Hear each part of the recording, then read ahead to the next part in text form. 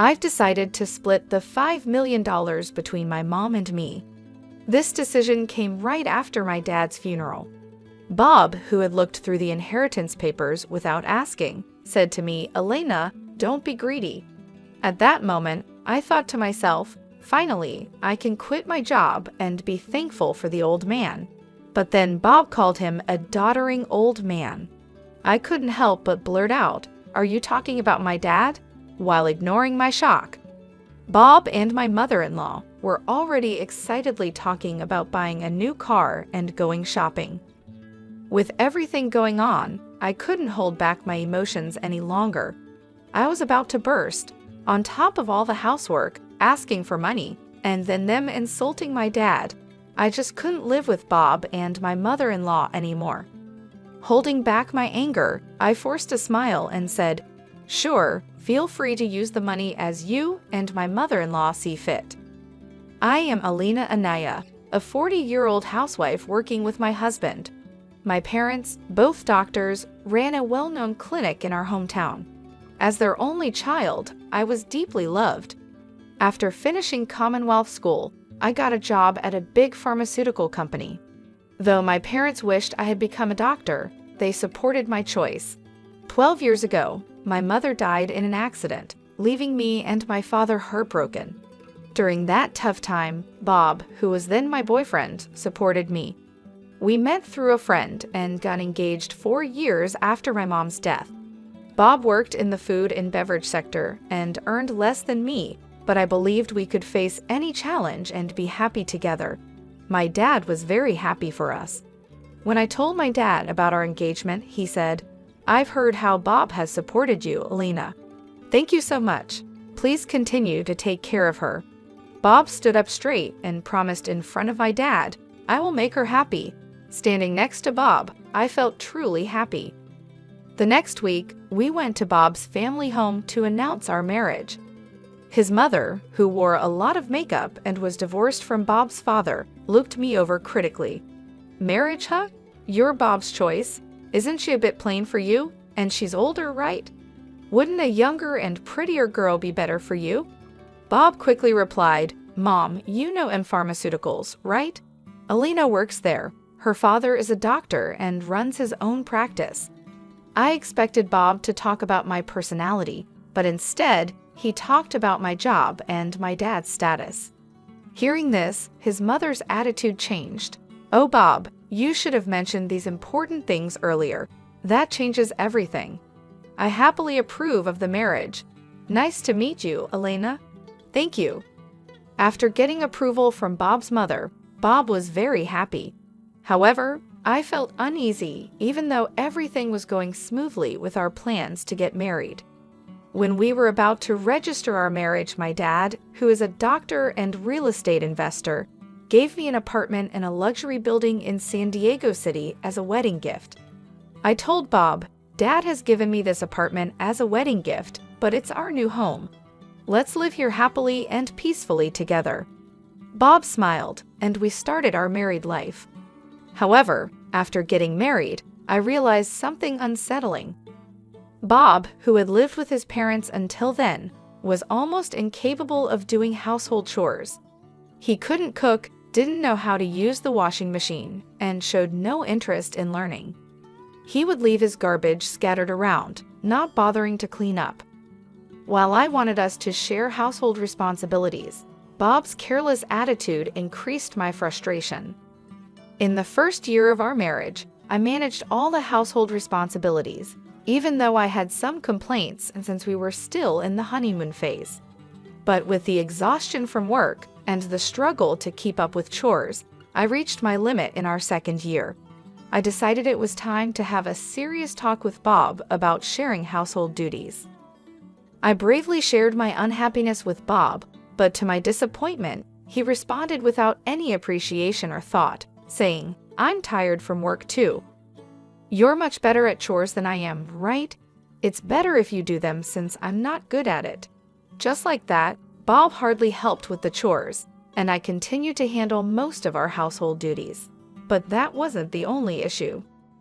After marrying Bob, I found out his mother also had some strange ideas. Bob wasn't really into celebrating occasions, so I decided to send a quality scarf and some carnations to his mother for Mother's Day. Even though I picked a nice scarf from a department store, his mother called me displeased. She criticized the scarf for not being from a famous brand and said it was ridiculous to send such an unknown item. I tried to explain its quality, but she wouldn't listen, insisting she wanted something from a very famous luxury brand. Shocked, I told Bob about this when he got home, but instead of understanding, he said, "Just do as she says." Bob didn't support me, and from then on, we started giving his mother cash as she demanded. Moreover, by our 7th year of marriage, she began visiting our home frequently, always finding reasons to ask for money. Bob would always smile and give money to his mother without any complaints. Even though I had a job, Bob's income was small, making our daily life just barely manageable. Out of desperation, I had to dip into our savings to cut living expenses. Despite my frustrations, I knew Bob cherished his mother and she had supported me during tough times. She was the mother of someone important to me, and with that thought, I endured. Now, in our 10 years of marriage, I continue to handle all the household chores and keep giving money to my mother-in-law. One day, during this routine, my father, whom I hadn't seen in a while, unexpectedly called me. The story he shared during our rare meeting was shockingly unexpected. He revealed that he was suffering from terminal cancer and that treatment was no longer possible. Overwhelmed with shock, tears spilled from my eyes. My father gently stroked my head, just as he did when I was a child, saying, "Elena, this is fate. Let's accept it quietly." I asked my dad why even he had to go through this. My days became a constant balancing act of work, household duties, and now visits to my father's hospital. While my job was somewhat flexible, managing the house was tough. When I told Bob I would be taking care of my father, he didn't react or offer to help. "It's tough with your father's sudden illness. Please do your best," was all Bob said. He only visited my father in the hospital once. I was so busy taking care of my father that I didn't have time for Bob. If I had time to worry about Bob, I wanted to prioritize my father. One day, as my father lay in his hospital bed, he suddenly asked, "Elena, how is your marriage with Bob going?" Caught off guard, I thought about Bob's attitude at home and his mother's behavior. I couldn't answer properly. Seeing my hesitation, my father seemed to understand and told me, "Elena, you don't have to endure this. Think about your happiness. Don't worry, you won't have any hardships after I'm gone." I couldn't hold back my tears, and my father silently and firmly held my hand. 5 months later, the inevitable happened. My father passed away quietly. Engulfed in immense sorrow, I started arranging the funeral. Bob showed no interest in my grief and didn't help with any of the preparations. Despite this, I was too busy with the funeral arrangements to pay much attention to Bob. Many friends and acquaintances attended my father's funeral, making it a heartfelt farewell. Even the indifferent Bob and his mother attended. The day after the funeral, I received a call from a lawyer about my father's inheritance. I arranged a meeting with the lawyer and listened to the explanation. The information was all new and quite surprising. After deducting taxes, like inheritance tax, my father's estate amounted to over $5 million. He had not only earned income as a doctor, but also made real estate investments, leaving behind such a vast fortune, all of it to be inherited by me, his only daughter. Wrapped in surprise and gratitude, yet trembling at the thought of handling such a huge amount of money, I proceeded with the inheritance process after returning home. I laid out the documents I got from the lawyer on my desk and started reading them. I was so tired that I ended up dozing off on the sofa for a bit. When I woke up, I heard Bob and his mother talking happily in the distance. "Huh, Bob and Mom too? When did you come?" I asked as I got up. Bob came over with a big smile and said, "Yes, Elena, well done." Confused by his sudden excitement, I noticed the inheritance papers in Bob's hand. Wait, don't just read those without asking, I said, shocked and upset that Bob had looked through the documents without permission. I raised my voice at him, but my mother-in-law, not bothered at all, happily chimed in, "Wow, an inheritance of $5 million. Isn't that amazing? Now we can live comfortably for the rest of our lives." Confused, I couldn't understand why she would say that so suddenly. Then Bob turned serious and continued, "By the way, about this $5 million, I've decided it will be split between me and my mom." It was right after my father's funeral. Bob, having looked at the documents related to the inheritance I was supposed to receive without permission, said to me, "Elena, don't be too greedy. Oh, now I can finally quit my job. I have to thank that doddering old man." "Are you talking about my dad?" I accidentally said out loud. "Well, anyway, let's proceed with the inheritance process and get the money into our joint account as soon as possible," Bob said, ignoring my confusion. At that moment, Bob and my mother-in-law were excitedly talking about buying a new car and shopping. I couldn't hold back my emotions any longer. I was on the verge of exploding. Being burdened with household chores, asked for money, and to top it off, they insulted my father. While holding back my anger, I replied with a forced smile, "Sure, use the money, you and my mother-in-law, as you wish." Hearing this, my mother-in-law, seemingly satisfied, cheerfully said, "That's the spirit, Elena, quick to agree. Now make sure you work hard and earn money." "I don't want our savings to go down, so work hard," she said. I just nodded and pretended to listen to her selfish words. After that, Bob and my mother-in-law started spending money like crazy.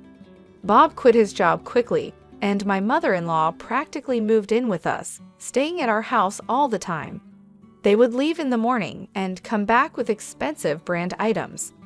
The 5-star restaurant we went to today wasn't as great as I expected. Yes, it was a bit disappointing for us, the sophisticated ones, they would say, acting like they were rich celebrities and dumping all the housework on me as if I were a maid. Bob seemed to think my father's inheritance would be available right away. He carelessly withdrew money from our joint account, and my savings of $300,000 dwindled rapidly. When I complained about their excessive spending, Bob just laughed it off, saying, "What are you talking about? Isn't $5 million coming soon? Then this kind of spending is no big deal." I warned him I had already stopped it, but Bob completely ignored me. Then, a month later, Bob and my mother-in-law suddenly left for a trip to Bermuda. I wasn't invited and was left alone at home. After seeing them off, I decided to take action. About a week later, while I was relaxing at home, I heard a loud knock on the door. Wondering what was happening, I glanced at the intercom monitor and saw Bob and my mother-in-law, both dressed in aloha shirts, standing at the front door. What do you want?" I asked calmly and coldly with anger. Bob yelled, "What are you even talking about? Why won't the door open?" Seeing Bob and my mother-in-law confused as to why the door wouldn't open, I confidently answered through the intercom, "Well, I changed the locks on the door, so of course it won't open." "What? Why?" Bob exclaimed. "Let's talk over this calmly at the nearby cafe. Please go ahead. I'll join you shortly," I suggested. Bob and his mother, after shouting in front of the entrance, seemingly realized it was futile and soon headed to the cafe. Once I confirmed they had left, I felt a moment of relief. I went to the cafe and saw Bob and his mother already there, waiting angrily. "Hey, what's this about? Did you change the locks? Hand over the new keys right now," Bob demanded. "There's no need for me to give you the new keys. You both need to leave that house," I calmly told Bob and his mother. Facing a visibly angry Bob, I showed him a piece of paper. It was a divorce petition I had already filled out. "Divorce? You're serious about divorcing me?" His mother was equally shocked and confused.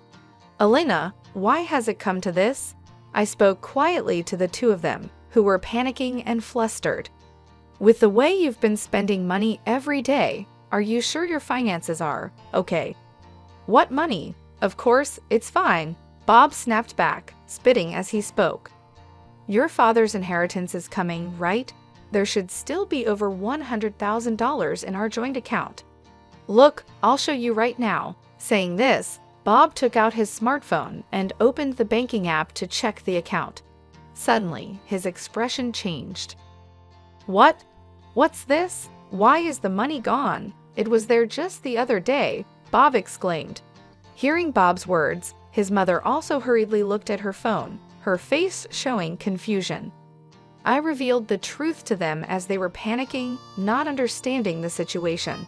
Of course, it's gone. I'm divorcing you, so I moved that $100,000 to my account as part of the property division. What do you mean? Bob's face turned to anger for a moment, but then he smirked, as if remembering something. Fine, I'll divorce you then. Transfer the inheritance you got from your dad right away. After all, property acquired during the marriage is split half and half in a divorce, right? Well, you might be misunderstanding something, I replied. Didn't you know? The inheritance I received, even though it was during our marriage, doesn't count for property division. There was a moment of silence between us. Then Bob and his mother's expressions changed drastically. Perhaps they truly believed they would receive part of my inheritance. I was utterly shocked and could only sigh in disbelief at the unfolding situation. No, that can't be true, I muttered under my breath, but the truth of the matter was glaringly clear. Her face turned red with a mix of denial and anger. Please, check for yourself, I said with a mocking tone that I couldn't quite mask. Bob immediately started frantically searching on his smartphone, desperate to prove me wrong. As he scrolled through the legal texts online, his face fell. It says here that property inherited by one spouse from a parent is considered separate property, therefore it's not subject to division and can't be split between the spouses. His voice was tinged with disbelief. What? Seriously? His mother, too, peered over his shoulder, her expression turning to one of shock as the reality of the legal standing dawned on them. Then, Bob approached me, his demeanor shifting to one of desperation. Elena, please don't divorce me. I have no savings and no job. How am I supposed to live if you divorce me? His plea was laden with panic and fear, but I had seen too much and endured too much to be swayed by his sudden show of vulnerability. Facing Bob's pleading, I stood my ground, my voice firm and unwavering. What are you talking about? Take responsibility for your actions. I will never forget how you and your mother treated me. I'm divorcing you, and I'll go to court if I have to. My declaration was clear, a line drawn firmly in the sand. Intimidated by my fierce demeanor, which they had never witnessed before, Bob and his mother recoiled.